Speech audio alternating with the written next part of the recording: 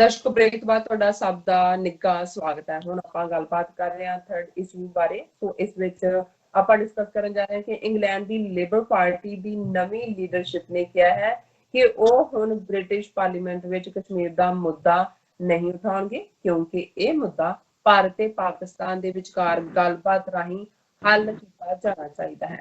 ਇਸ ਪਰ ਆਪਾਂ ਡਾਕਟਰ ਸਾਹਿਬ ਉਹਨਾਂ ਦੇ ਵਿਚਾਰ ਸੁਣਾਂਗੇ ਔਰ ਫਿਰ ਆਪਾਂ ਤੁਹਾਡੇ ਨਾਲ ਸ਼ੇਅਰ ਕਰਾਂਗੇ ਤੁਹਾਡੀਆਂ ਹੀ ਲਿਖਤਾਂ। ਸੋ ਅਸੀਂ ਚਾਹਾਂਗੇ ਕਿ ਤੁਸੀਂ ਸਾਡੇ ਨਾਲ ਇਸੇ ਤਰ੍ਹਾਂ ਹੀ ਜੁੜੇ ਰਹਿਣਾ। ਦੇਖਣ, ਸੁਣਦੇ ਜਾਂ ਲਿਖਣ ਲਈ ਤੁਹਾਡਾ ਸਭ ਦਾ ਬਹੁਤ ਬਹੁਤ ਸ਼ੁਕਰੀਆ ਜੀ। ਡਾਕਟਰ ਸਾਹਿਬ ਕੀ ਕਹਿਣਾ ਚਾਹੋਗੇ?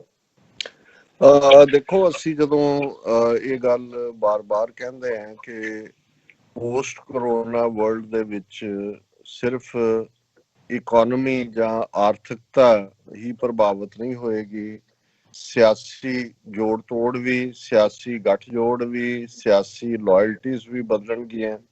ਔਰ ਜਿਵੇਂ ਇਹ ਵੀ ਤਵੱਕੋ ਹੈ ਕਿ ਕੁਝ ਮੁਲਕਾਂ ਦੀਆਂ ਹੱਦਾਂ ਵੀ ਬਦਲ ਸਕਦੀਆਂ ਨੇ ਜਦੋਂ ਇਹ ਸਾਰਾ ਫਾਈਨੈਂਸ਼ੀਅਲ ਔਰ ਦੂਸਰਾ ਪ੍ਰੈਸ਼ਰ ਬਿਲਟ ਹੁੰਦਾ ਹੈ ਤੇ ਜਿਹੜੇ ਉਹਨਾਂ ਦੇ ਅੰਦਰੂਨੀ ਕ੍ਰਾਈਸਿਸ ਪਹਿਲਾਂ ਦਬੇ ਹੋਏ ਨੇ ਉਹ ਬਾਹਰ ਆ ਸਕਦੇ ਨੇ। ਆਜ਼ਾਦੀ ਲਹਿਰਾਂ ਜਿਹੜੀਆਂ ਨੇ ਉਹ ਖੜੀਆਂ ਹੋ ਸਕਦੀਆਂ ਨੇ। ਔਰ ਇਹ ਜਿਹੜਾ ਮਾਹਿਰ ਨੇ ਇਸ ਫੀਲਡ ਦੇ ਉਹਨਾਂ ਵੱਲੋਂ ਇਹ ਗੱਲ ਕੀਤੀ ਜਾ ਰਹੀ ਹੈ।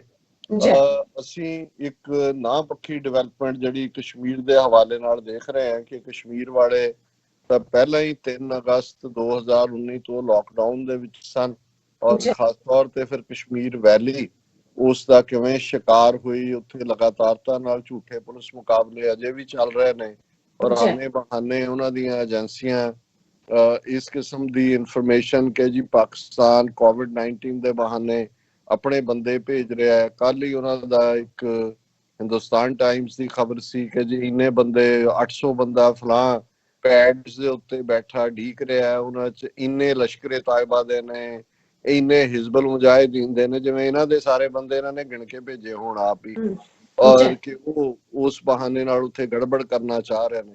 ਸੋ ਲੇਕਿਨ ਜਿਹੜਾ ਅਸੀਂ ਦੇਖ ਰਹੇ ਹਾਂ ਕਿ ਪੋਲੀਟੀਕਲੀ ਜਿਹੜੀ ਕਸ਼ਮੀਰ ਦੇ ਲਈ ਇੱਕ ਬੜੀ ਜ਼ੋਰਦਾਰ ਮੁਹਿੰਮ ਇੰਟਰਨੈਸ਼ਨਲੀ ਚੱਲ ਰਹੀ ਸੀ ਕਰੋਨਾ ਦੇ ਇਸ ਕਹਿਰ ਤੋਂ ਪਹਿਲਾਂ, ਜਿਸ ਦੇ ਵਿੱਚ ਕਾਫੀ ਵੱਡਾ ਸਟਰੋਂਗ ਬੇਸ ਇੰਗਲੈਂਡ ਦੇ ਵਿੱਚ ਔਰ ਜਿਵੇਂ ਲੇਬਰ ਪਾਰਟੀ ਜਿਨ੍ਹਾਂ ਦੇ ਲੀਡਰ ਬਹੁਤ ਮਜ਼ਬੂਤੀ ਦੇ ਨਾਲ ਸਿੱਖਾਂ ਦੇ ਮਾਮਲੇ 'ਚ ਵੀ ਜਿੱਥੇ ਉਹ ਉਹਨਾਂ ਦੇ ਟਰੂਥ ਕਮਿਸ਼ਨ ਬਣਾਉਣ ਦੇ ਹੱਕ ਸੀ ਕਿ ਇੰਗਲੈਂਡ ਨੇ ਕੀ ਰੋਲ ਪਲੇ ਕੀਤਾ ਉਸ ਵੇਲੇ ਦੀ ਮਾਰਗਰਟ ਥੈਚਰ ਨੇ ਜੂਨ 84 ਦੇ ਘੱਲੂਘਾਰੇ ਦੇ ਵਿੱਚ। ਔਰ ਇਸੇ ਤਰ੍ਹਾਂ ਕਸ਼ਮੀਰ ਦੇ ਮੁੱਦੇ ਤੇ ਲੇਬਰ ਪਾਰਟੀ ਨੇ ਬੜੀ ਕਲੀਅਰਲੀ ਪਿਛਲੀਆਂ ਇਲੈਕਸ਼ਨਸ ਤੋਂ ਪਹਿਲਾਂ ਇਹ ਰੈਜ਼ੋਲੂਸ਼ਨ ਕੀਤਾ ਸੀ ਕਿ ਰਾਈਟ ਆਫ ਸੈਲਫ ਡਿਟਰਮੀਨੇਸ਼ਨ ਕਸ਼ਮੀਰੀਆਂ ਦਾ ਹੱਕ ਹੈ ਔਰ ਇਹ ਉਹਨਾਂ ਨੂੰ ਰਾਈਟ ਆਫ ਸੈਲਫ ਡਿਟਰਮੀਨੇਸ਼ਨ ਮਿਲਣਾ ਚਾਹੀਦਾ ਹੈ। ਔਰ ਮਿਸਟਰ ਜੈਰਮੀ ਕਾਰਬੀਨ ਜਿਹੜੇ ਪਹਿਲੇ ਲੀਡਰ ਸੀ ਉਹ ਬੜੇ ਸਟਰੋਂਗ ਕਸ਼ਮੀਰੀਆਂ ਔਰ ਸਿੱਖਾਂ ਦੇ ਮੁੱਦੇ ਤੇ ਉਹਨਾਂ ਦਾ ਸਟੈਂਡ ਸੀ।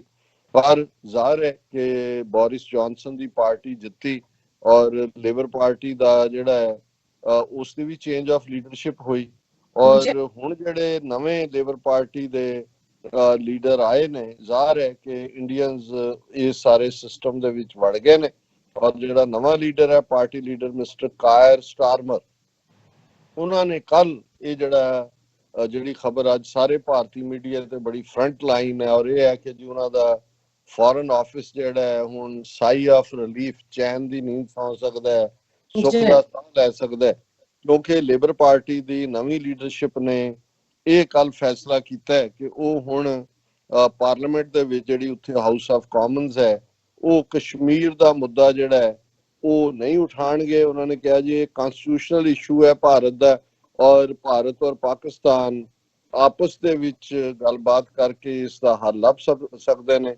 ਉਹਨਾਂ ਨੇ ਕਿਹਾ we must not allow issues of the subcontinent to divide communities here, ਕਿ ਜਿਹੜੇ ਉਸ ਸਬ ਕੰਟੀਨੈਂਟ ਦੇ ਇਸ਼ੂ ਨੇ ਉਹ ਅਸੀਂ ਇੱਥੇ ਨਹੀਂ ਚਾਹੁੰਦੇ ਕਿ ਵੀ ਯੂਕੇ ਦੇ ਵਿੱਚ ਜਿਹੜੀ ਡਿਵੀਜ਼ਨ ਹੋਏ। ਸੋ ਜ਼ਾਹਰ ਹੈ ਕਿ ਜਿਹੜੀ ਹਿੰਦੂ ਲੌਬੀ ਹੈ ਜਾਂ RSS ਲੌਬੀ ਹੈ ਇੰਗਲੈਂਡ ਦੇ ਵਿੱਚ ਉਹ ਕਾਮਯਾਬ ਰਹੀ ਹੈ ਉਹਨਾਂ ਨੇ, ਕਿਉਂਕਿ ਕੰਜ਼ਰਵੇਟਿਵ ਤਾਂ ਆਲਰੇਡੀ ਪ੍ਰੋ ਇੰਡੀਆ ਲਾਈਨ ਉਹ ਕਰ ਰਹੇ ਨੇ।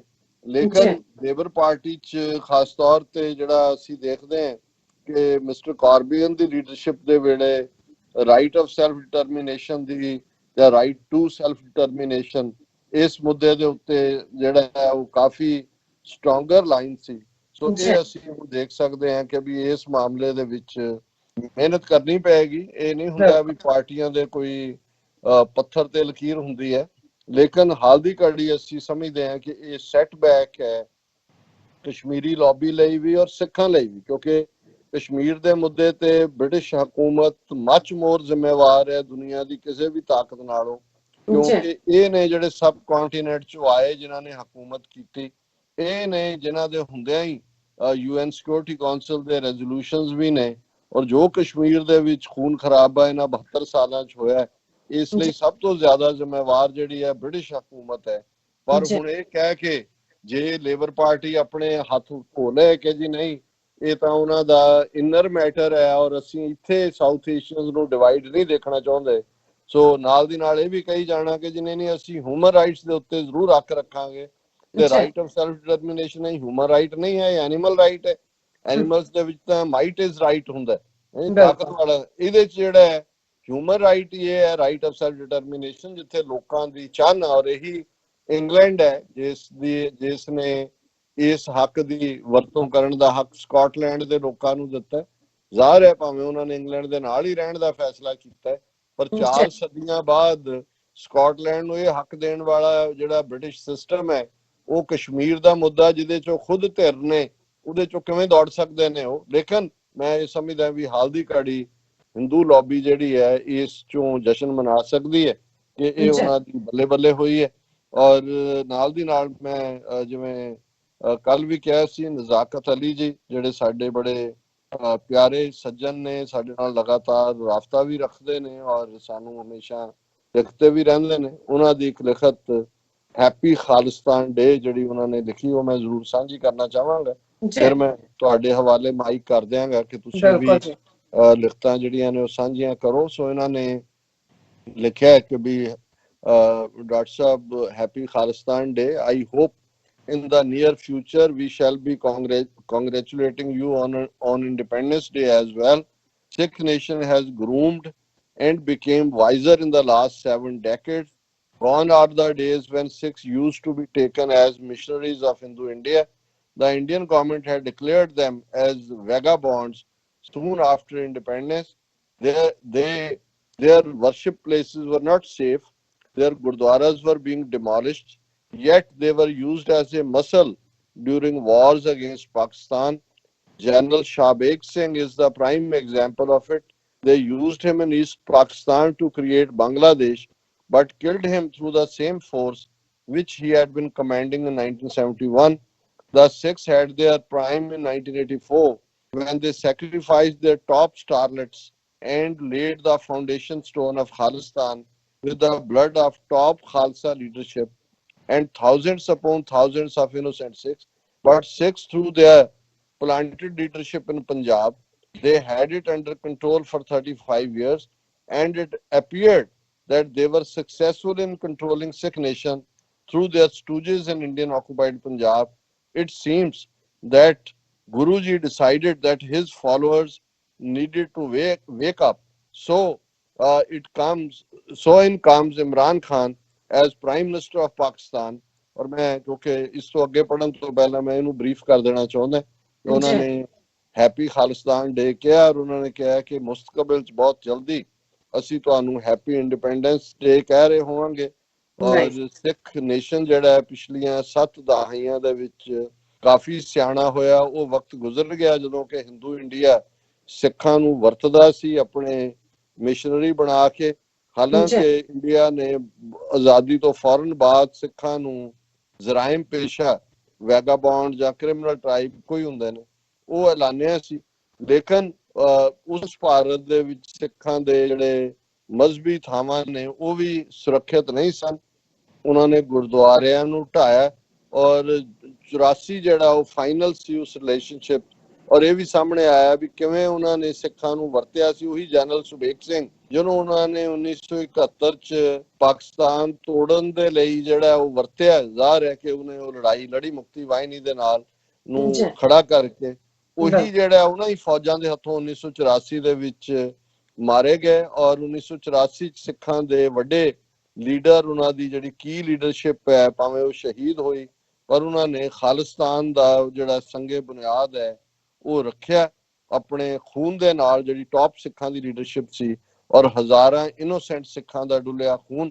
ਔਰ ਪਰ ਭਾਰਤ ਦੀ ਸਰਕਾਰ ਜਿਹੜੀ ਹੈ ਉਹ ਪੰਜਾਬ ਦੇ ਵਿੱਚ ਇਸ ਲਹਿਰ ਨੂੰ ਕਾਬੂ ਕਰਨ ਦੇ ਵਿੱਚ ਕਾਮਯਾਬ ਰਹੀ ਕਿਉਂਕਿ ਉਹਨਾਂ ਨੇ ਆਪਣੇ ਲੀਡਰ ਜਿਹੜੇ ਨੇ ਉਹ ਪਲਾਂਟ ਕੀਤੇ ਔਰ ਇਹ ਪਿਛਲੇ 35 ਸਾਲਾਂ ਤੋਂ ਉਹਨਾਂ ਦਾ ਹੀ ਕੰਟਰੋਲ ਹੈ, ਉਹਨਾਂ ਦਾ ਇਸ਼ਾਰਾ ਹੈ ਬਾਦਲ ਅਮਰਿੰਦਰ ਬਰਾੜ ਲੋਕਾਂ ਵੱਲ ਹੈ।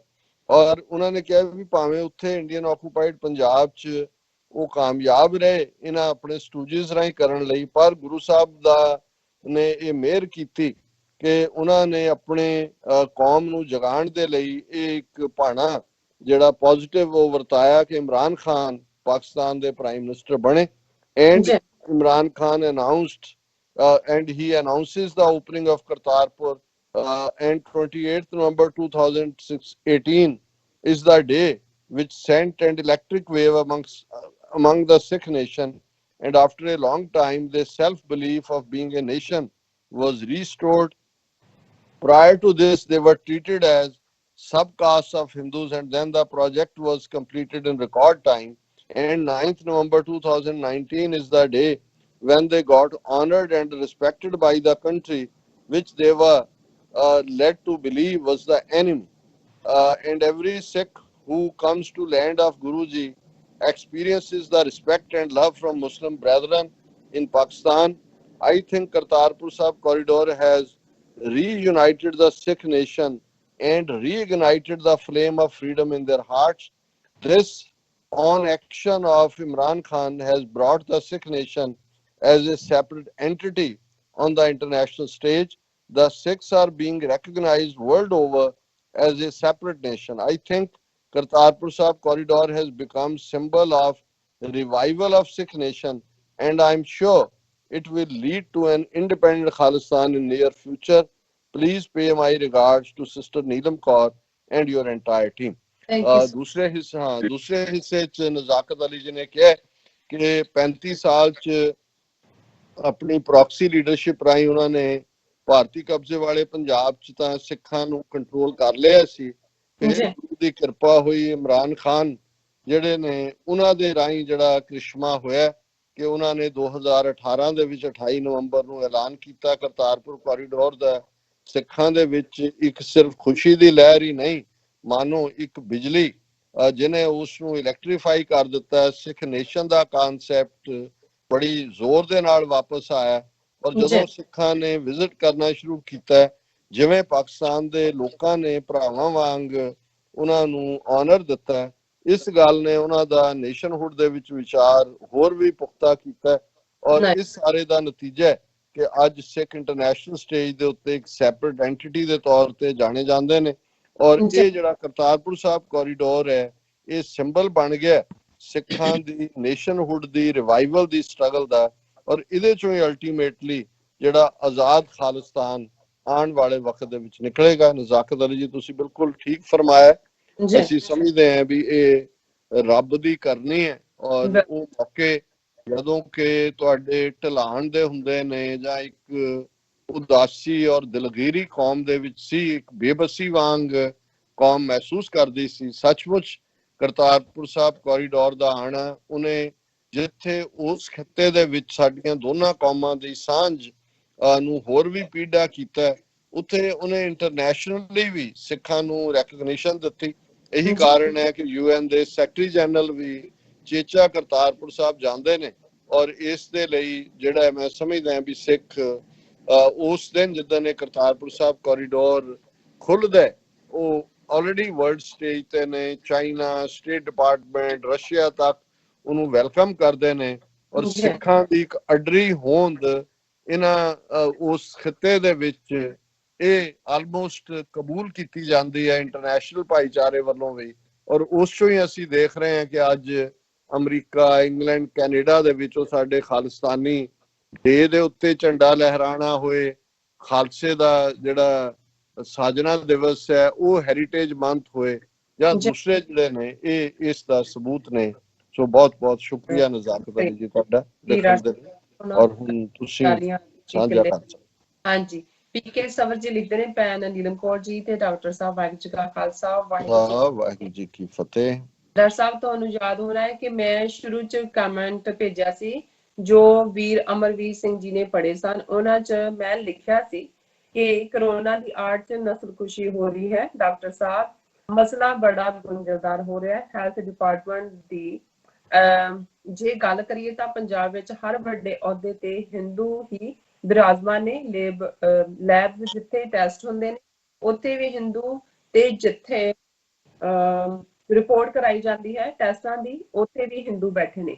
ਤਾਂ ਫਿਰ ਤੁਸੀਂ ਉਮੀਦ ਹੀ ਨਹੀਂ ਕਰ ਸਕਦੇ ਕਿ ਕਿਸੇ ਸਿੱਖ ਟੈਸਟ ਦੀ ਜਿਹੜੀ ਰਿਪੋਰਟ ਹੈ ਉਹ ਨੈਗੇਟਿਵ ਆਵੇਗੀ। ਜੇ ਕੋਈ ਆਟੇ 'ਚ ਲੂਣ ਵਾਂਗ ਸਿੱਖ ਇਹਨਾਂ ਸੰਸਥਾਵਾਂ 'ਚ ਹਨ ਵੀ, ਤਾਂ ਉਹ ਸਰਕਾਰਾਂ ਦੇ ਚਮਚੇ ਬਣੇ ਹੋਏ ਨੇ। ਜਲੰਧਰ 'ਚ ਪੰਜਾਬ ਕੇਸਰੀ ਗਰੁੱਪ ਦੇ 50 ਮੈਂਬਰ ਕਰੋਨਾ ਪੋਜ਼ਿਟਿਵ ਨੇ। ਪਟਿਆਲਾ 'ਚ ਹੁੱਕਾ ਪਾਰਟੀ ਦੇ ਜ਼ਰੀਏ ਸ਼ਿਵ ਸੈਨਾ ਦੇ ਮੈਂਬਰਸ ਵੱਲੋਂ ਕਰੋਨਾ ਸਟਾਰਟ ਕੀਤਾ। ਵੱਡੇ ਪੱਧਰ ਤੇ ਉਹਨਾਂ ਪ੍ਰਤੀ ਕੈਪਟਨ ਸਰਕਾਰ ਤਾਂ ਸੌਫਟ ਕਾਰਨਰ ਰੱਖਦੀ ਹੈ ਹੀ, ਤੇ ਵਿਕਾਊ ਮੀਡੀਆ ਵੀ ਟੋਟਲ ਹੀ ਚੁੱਪ ਧਾਰ ਕੇ ਬੈਠਾ ਹੋਇਆ ਹੈ। ਕੁੱਲ ਮਿਲਾ ਕੇ ਕਿਹਾ ਜਾ ਸਕਦਾ ਹੈ ਕਿ ਸਿੱਖ ਕੌਮ ਦੇ ਗੁਰੂ ਸਾਹਿਬ ਆਪ ਹੀ ਰਾਖੇ ਨੇ। ਜੀ ਡਾਕਟਰ ਸਾਹਿਬ। ਪੀਕੇ ਸਵਰ ਜੀ, ਬਹੁਤ ਸ਼ੁਕਰੀਆ, ਤੁਸੀਂ ਬਿਲਕੁਲ ਠੀਕ ਲਿਖਿਆ ਸੀ। ਔਰ ਹੁਣ ਜ਼ਾਹਰ ਹੈ ਕਿ ਕਿਵੇਂ ਜਿਹੜਾ ਇਹ ਸਿੱਖ ਨਸਲਕੁਸ਼ੀ ਦੇ ਲਈ ਜਿਹੜੀ ਹੈ ਗਰਾਊਂਡ ਵੀ ਤਿਆਰ ਕੀਤੀ ਜਾ ਰਹੀ ਹੈ। ਨਾਲ ਦੀ ਨਾਲ ਤਖਤ ਸ੍ਰੀ ਹਜ਼ੂਰ ਸਾਹਿਬ ਤੋਂ ਆਏ ਯਾਤਰੂ ਜਿਹੜੇ ਉੱਥੇ ਸਾਰੇ ਦੇ ਸਾਰੇ ਨੈਗੇਟਿਵ ਨੇ, ਕੋਈ ਸਿੰਪਟਮ ਨਹੀਂ ਹੈ, ਔਰ 3 ਵਾਰ ਸਕਰੀਨਿੰਗ 'ਚ ਉਹਨਾਂ ਨੂੰ ਕਲੀਅਰੈਂਸ ਮਿਲਦੀ ਹੈ, ਉਹ ਇੱਧਰ ਆ ਕੇ ਆਲ ਆਫ ਏ ਸਡਨ 95 ਤੋਂ ਜ਼ਿਆਦਾ ਪੋਜ਼ਿਟਿਵ ਬਣਾ ਦਿੱਤੇ ਜਾਂਦੇ ਨੇ। ਔਰ ਜਿਵੇਂ ਤੁਸੀਂ ਕਿਹਾ ਕਿ ਸਾਰੇ ਪਾਸੇ ਲੈਬ ਟੈਸਟ ਹੋਣ ਜਾਂ ਈਵਨ ਪੱਗਾਂ ਵਾਲੇ ਵੀ ਹੋਣ, ਅਲਟੀਮੇਟਲੀ ਇਹ ਸਾਰੇ ਆਪਣੇ ਆਕਾਵਾਂ ਦੇ ਹੁਕਮ ਹੀ ਫੋਲੋ ਕਰਦੇ ਨੇ। ਔਰ ਇਹਦੇ 'ਚ ਕੋਈ ਸ਼ੱਕ ਨਹੀਂ ਹੈ ਕਿ ਪਟਿਆਲੇ ਜਦੋਂ ਹੁੱਕਾ ਪਾਰਟੀ ਦੀ ਗੱਲ ਸਾਹਮਣੇ ਆਈ, ਔਰ ਕਿਉਂਕਿ ਇਹਦੀ ਆਪਣੀ ਕਨਸਟੀਚੁਐਂਸੀ ਹੈ, ਅਮਰਿੰਦਰ ਦੀ ਜ਼ਾਹਰ ਹੈ, ਇਹਦੇ ਵੀ ਵਡੇਰੇ ਹੁੱਕੇ ਹੀ ਪੀਂਦੇ ਰਹੇ ਨੇ ਇਕੱਠੇ ਹੋ ਕੇ। ਇਹਦੇ ਜੀਜੇ ਨੇ ਕਿਤਾਬ ਲਿਖੀ ਹੋਈ ਹੈ, ਜਿਹੜਾ ਇਹਨਾਂ ਦਾ ਨਟਵਰ ਸਿੰਘ ਹੈ, ਫੋਰਨ ਮਿਨਿਸਟਰ ਵੀ ਰਿਹਾ, ਕਿ ਵੀ ਕਿਵੇਂ ਸਾਰੇ ਹੁੱਕੇ ਪੀਂਦੇ ਸੀ। ਸੋ ਇਹਨੂੰ ਤਾਂ ਕੋਈ ਔੜ ਨਹੀਂ ਲੱਗਾ ਹੋਣਾ। ਹਾਲਾਂਕਿ ਉਸ ਹੁੱਕਾ ਪਾਰਟੀ ਨੇ ਸਭ ਤੋਂ ਪਹਿਲਾਂ ਜਿਹੜਾ ਉਹਨੂੰ ਹੌਟਸਪੌਟ ਬਣਾਇਆ ਪਟਿਆਲੇ ਨੂੰ। ਫਿਰ ਨਫ਼ਰਤ ਦੇ ਵਣਜਾਰਿਆਂ ਪੰਜਾਬ ਕੇਸਰੀ ਵਾਲਿਆਂ ਦੇ ਦਫ਼ਤਰ ਚੋਂ 40 ਕੇਸ ਨਿਕਲ ਆਏ ਜਿਨ੍ਹਾਂ ਨੇ ਪੰਜਾਬ ਦਾ ਸਭ ਤੋਂ ਜ਼ਿਆਦਾ ਨੁਕਸਾਨ ਕੀਤਾ ਹੈ। ਪਰ ਕਿਸੇ ਮੀਡੀਆ ਨੇ ਜਾਂ ਦੂਜੇ ਨੇ ਇਸ ਹਿੰਦੂਤਵੀ ਅਦਾਰੇ ਨੂੰ ਟਾਰਗੇਟ ਨਹੀਂ ਕੀਤਾ, ਕਿਉਂਕਿ ਦੋਨੋਂ ਹੀ ਸ਼ਿਵ ਸੈਨਾ ਵਾਲਾ ਹੁੱਕਾ ਪਾਰਟੀ ਦੇ ਦੋਨੋਂ ਹੀ ਹਿੰਦੂਆਂ ਦੇ ਖਾਤੇ ਸੀ ਕਿ ਡੈਲੀਬਰੇਟਲੀ ਇਹਨਾਂ ਨੇ ਪੰਜਾਬ ਦੇ ਵਿੱਚ ਇਸ ਕਿਸਮ ਦਾ ਕੰਮ ਕੀਤਾ। ਉਹ ਦੋਨਾਂ ਨੂੰ ਇਗਨੋਰ ਕੀਤਾ ਗਿਆ। ਹੁਣ ਆਲ ਆਫ ਏ ਸਡਨ ਜਿਹੜਾ ਹੈ ਉਹ ਸਾਰਾ ਫੋਕਸ ਮੀਡੀਆ ਦਾ, ਸੋਸ਼ਲ ਮੀਡੀਆ ਤੇ, ਔਰ ਕੁਝ ਆਪਣੇ ਵੀ ਜਿਹੜੇ ਨੇ ਆਪਣਿਆਂ ਦੇ ਸਿਰ 'ਚ ਜੁੱਤੀਆਂ ਮਾਰਨ 'ਚ ਜ਼ਿਆਦਾ ਉਹਨਾਂ ਨੂੰ ਤਸੱਲੀ ਮਿਲਦੀ ਹੈ, ਉਹ ਇਸ ਕਿਸਮ ਦਾ ਪ੍ਰੋਪੇਗੈਂਡਾ ਕਰ ਰਹੇ ਨੇ। ਸੋ ਮੈਂ ਸਮਝਦਾ ਕਿ ਜੇ ਈਵਨ ਐਕਟਿੰਗ ਜਥੇਦਾਰ ਬਾਦਲਾਂ ਦੇ ਥਾਪੇ ਹੋਏ ਇਸ ਨੂੰ ਇਹ ਬਿਗ ਕੰਸਪੀਰੇਸੀ ਦੇ ਤੌਰ ਤੇ ਦੇਖਦੇ ਨੇ, ਤਾਂ ਫਿਰ ਕੋਈ ਭੁਲੇਖਾ ਨਹੀਂ ਹੋਣਾ ਚਾਹੀਦਾ ਕਿ ਇਹ ਸੱਚਮੁੱਚ ਜਿਸ ਅੰਦਾਜ਼ ਦੇ ਵਿੱਚ ਡੀਫੇਮ ਕਰ ਰਹੇ ਨੇ। ਔਰ ਕੱਲਾ ਇਹ ਨਹੀਂ ਕਿ ਗੁਰਦੁਆਰਿਆਂ ਨਾਲੋਂ ਹੀ ਇਹ ਆਉਣ ਵਾਲੇ ਪੀਰੀਅਡ 'ਚ ਜਿਹੜਾ ਉਹ ਕੱਟ ਆਫ ਕਰਨ ਦੀ ਲਾਈਨ ਰੱਖਦੇ ਨੇ, ਇਹ ਸ਼ਰਧਾ ਵੀ ਜਿਹੜੀ ਹੈ ਟੁੱਟਦੀ ਹੈ। ਔਰ ਬਾਕੀਆਂ ਨੂੰ ਵੀ ਇਹ ਪ੍ਰਭਾਵ ਹੁਣ ਤਾਂ ਇਹ ਹੋਏਗਾ ਵੀ ਹੁਣ ਤੱਕ ਤਾਂ ਇਹ ਸੀ ਜੀ ਖਵਾ ਰਹੇ ਨੇ, ਲੰਗਰ ਦੇ ਰਹੇ ਨੇ, ਪਰ ਜੋ ਮੀਡੀਆ ਹੁਣ ਕਰ ਰਿਹਾ, ਜੇ ਕੱਲ ਨੂੰ ਉਹ ਲੰਗਰ ਦੇਣਾ ਵੀ ਚਾਹਣਗੇ ਉਹ ਮਾਹੌਲ ਬਣਾ ਦੇਣਾ ਚਾਹੁੰਦੇ ਨੇ ਕਿ ਜਿਹਦੇ 'ਚ ਉਹ ਕਹਿਣਗੇ ਜੀ ਨਹੀਂ ਨਹੀਂ ਤੁਸੀਂ ਦੂਰ ਹੀ ਰਹੋ, ਤੁਹਾਡੇ ਰਾਹੀਂ ਤਾਂ ਕਰੋਨਾ ਆਏਗਾ। ਔਰ ਇਹ ਮੈਂ ਸਮਝਦਾ ਕਿ ਇੱਕ ਬੜਾ ਖਤਰਨਾਕ ਰੁਝਾਨ ਜਿਹੜਾ ਹੈ ਇਹ ਦੇਖਣ ਨੂੰ ਆ ਰਿਹਾ ਸਾਹਮਣੇ। ਡਾਕਟਰ ਸਾਹਿਬ, ਸਮਾਂ ਇਜਾਜ਼ਤ ਨਹੀਂ ਦਿੰਦਾ। ਕੱਲ ਵਾਲੇ ਜਿਹੜਾ ਸਾਡਾ ਪ੍ਰੋਗਰਾਮ ਸੀ ਉਸ ਦੇ ਥੱਲੇ ਸਾਨੂੰ ਫੇਸਬੁੱਕ ਤੇ ਮੈਸੇਜ ਨੇ ਕਾਫੀ ਸਾਰੇ ਸਾਡੇ ਵੀਰ ਭੈਣਾਂ ਦੇ, ਐਂਡ YouTube ਜੋ ਲਾਈਵ ਚੱਲਦਾ ਉਸ ਦੇ ਉੱਪਰ ਵੀ। ਸੋ ਅਸੀਂ ਮੈਂ ਇੱਥੇ ਐਡ ਕਰਦੇ ਹਾਂ ਕਿ ਇਹ ਚੰਗਾ ਹੋਏਗਾ ਕਿ ਸਾਡੇ ਦਰਸ਼ਕ ਵੀਰ ਭੈਣਾਂ ਸਾਨੂੰ sos@tv84.tv ਤੇ ਜਿਹੜਾ ਉਹ ਬਰੀਫ ਈਮੇਲ ਲਿਖਦੇ ਨੇ, ਭਾਵੇਂ ਮੈਸੇਜ ਹੀ ਤੁਸੀਂ ਲਿਖ ਦਿਓ, ਸਾਡੇ ਕੋਲ ਹੋਏਗਾ ਤੇ ਉਹਦੇ ਚੋਂ ਅਸੀਂ ਸਿਲੈਕਟ ਕਰ ਸਕਦੇ ਹਾਂ। ਹੁਣ ਕਿਉਂਕਿ ਅਸੀਂ ਸਟੂਡੀਓ ਚੋਂ ਨਹੀਂ ਕਰ ਰਹੇ, ਕਈ ਵਾਰ ਹਰ ਚੀਜ਼ ਦਾ ਇੱਕ ਦੂਜੇ ਨਾਲ ਕੋਆਰਡੀਨੇਟ ਕਰਨਾ ਵੀ ਔਖਾ ਹੋ ਰਿਹਾ। ਸੋ ਅਸੀਂ ਅੱਗੇ ਤਾਂ ਤੁਹਾਡੇ ਫੇਸਬੁੱਕ ਜਾਂ ਦੂਜੇ ਨਾਲ ਦੀ ਨਾਲ ਲਾਈਵ ਪੜ੍ਹਦੇ ਸੀ, ਪਰ ਹੁਣ ਕਿਉਂਕਿ ਫੋਕਸਿੰਗ ਡਿਫਰੈਂਟ ਹੁੰਦੀ ਹੈ, ਸੋ ਅਸੀਂ ਇਹ ਪ੍ਰੈਫਰ ਕਰਾਂਗੇ ਜੇ ਤੁਸੀਂ ਸਾਨੂੰ ਲਿਖਤ ਲਿਖਦੇ ਹੋ ਔਰ ਉਹਦੇ 'ਚ ਅਸੀਂ ਇਹ ਵੀ ਸੋਚ ਰਹੇ ਹਾਂ ਕਿ ਇਹਦੇ 4 ਸੈਗਮੈਂਟ ਦੀ ਬਜਾਏ 5 ਸੈਗਮੈਂਟ ਇਸ ਨੂੰ ਅਸੀਂ ਟਾਈਮ ਪਹਿਲੇ ਸੈਗਮੈਂਟ ਦਾ ਘਟਾ ਦਈਏ ਔਰ ਇੱਕ ਜੀ ਸੈਗਮੈਂਟ ਅਸੀਂ ਐਕਸਕਲੂਸਿਵਲੀ ਤੁਹਾਡੇ ਸਵਾਲਾਂ ਦੇ ਲਈ ਰੱਖ ਲਈਏ, ਸਵਾਲ ਔਰ ਕਮੈਂਟ। ਜੀ ਬਿਹਤਰ ਹੋਏਗਾ ਕਿ ਤੁਸੀਂ ਬਰੀਫ ਸਵਾਲ ਜਿਹੜੇ ਕਿਸੇ ਵੀ ਮਜ਼ਹਬੀ, ਕਿਉਂਕਿ ਬਹੁਤ ਸਾਰੇ ਕਮੈਂਟ ਦੇ ਵਿੱਚ ਕਈਆਂ ਨੇ ਪੁੱਛਿਆ, ਕਿਸੇ ਨੇ ਜ਼ਫਰਨਾਮੇ ਬਾਰੇ ਜਾਣਨਾ ਚਾਹਿਆ, ਕਿਸੇ ਨੇ ਜਿਹੜਾ ਸਿੱਖਾਂ ਦੀਆਂ ਹੋਰ ਪ੍ਰੈਕਟਿਸਿਸ ਨੇ ਉਹਨਾਂ ਬਾਰੇ ਜਾਣਨਾ ਚਾਹਿਆ। ਔਰ ਇਸ ਤਰੀਕੇ ਨਾਲ ਵੀ ਹੈ, ਸਾਡੇ ਇੱਕ ਵੀਰ ਜਿਨ੍ਹਾਂ ਨੇ ਇੱਕ ਆਰਟੀਕਲ ਸਿੱਖਾਂ ਦੇ ਉੱਤੇ ਲਿਖਿਆ, ਉੱਥੋਂ ਦੀ ਪਬਲਿਕੇਸ਼ਨ 'ਚ ਹੋਇਆ, ਉਹਨਾਂ ਨੇ ਪੁੱਛਿਆ ਕਿ ਇਹਦੇ ਬਾਰੇ ਵਿਚਾਰ ਦਿਓ। ਸੋ ਅਸੀਂ ਸਮਝਦੇ ਹਾਂ ਕਿ ਇੱਕ ਅਸੀਂ ਜਦੋਂ ਇਸ ਕਿਸਮ ਦਾ ਸੈਪਰੇਟ ਸੈਗਮੈਂਟ ਬਣਾਵਾਂਗੇ ਤੇ ਫਿਰ ਅਸੀਂ ਜ਼ਿਆਦਾ ਤੁਹਾਡੇ ਕਮੈਂਟ ਔਰ ਲਿਖਤਾਂ ਨੂੰ ਅਕਮੋਡੇਟ ਕਰ ਸਕਾਂਗੇ। ਸੋ ਅਸੀਂ ਚਾਹਾਂਗੇ ਕਿ ਤੁਸੀਂ ਜ਼ਰੂਰ ਸਾਨੂੰ ਜਿਹੜਾ ਉਹ ਈਮੇਲ ਕਰੋ, ਬਜਾਏ ਕਿ ਸਾਡੇ ਜਿਵੇਂ ਤੁਰੇ ਜਾਂਦੇ ਲਾਈਵ ਚੈਟ ਹੁੰਦਾ ਉਹਦੇ 'ਚ ਕਈਆਂ ਦਾ ਸਵਾਲਨੁਮਾ ਕਮੈਂਟ ਬਰੀਫ ਹੁੰਦਾ ਪਰ ਉਹ ਪੀਰੀਅਡ ਨਹੀਂ ਹੁੰਦਾ ਜਿਹਦੇ 'ਚ ਤੁਸੀਂ ਉਸ ਕਿਸਮ ਦਾ ਟੌਪਿਕ ਡਿਸਕਸ ਕਰ ਸਕੋ। तो ये साडी गुजारिश है ਤੁਹਾਡੇ ਤੱਕ। ਜੀ ਡਾਕਟਰ ਸਾਹਿਬ, ਤੁਹਾਡਾ ਬਹੁਤ ਬਹੁਤ ਸ਼ੁਕਰੀਆ। ਤੇ ਲੈਣੇ ਆਪਣੇ ਵਿਊਅਰਸ, ਤੁਸੀਂ ਸਾਡੇ ਨਾਲ ਇਸੇ ਤਰ੍ਹਾਂ ਹੀ ਬਣੇ ਰਹਿਣਾ। ਮਿਲਦੇ ਹਾਂ ਛੋਟੇ ਜਿਹੇ ਵਕਫੇ ਤੋਂ ਬਾਅਦ।